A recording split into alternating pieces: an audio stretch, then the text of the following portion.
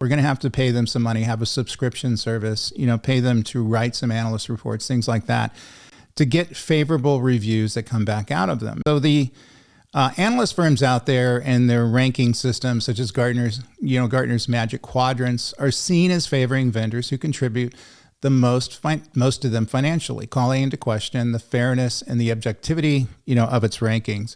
And this kind of goes back to, systemically what we're talking about here. So in other words, and, I found this out when I was working, as a CTO across different technology companies, or working as an enterprise architect, or working as a CEO, that in many cases, they view us subscribing to the analyst firms out there as really kind of paying tribute. In other words, it's not optional. We're going to have to pay them some money, have a subscription service, pay them to write some analyst reports, things like that, to get favorable reviews that come back out of them. And I don't think that's explicitly said. I don't think the analyst firms are going to come out there and say, you got to be our top customer in order to get favorable reviews. In fact, they would probably say the opposite. But it's definitely the case that we are seeing some biases, in my opinion, my anecdotal information, of many of these analyst firms that are being motivated by revenue that's coming into the firm, on these technology companies out there, these enterprises out there. So they're getting favorable reviews and responses,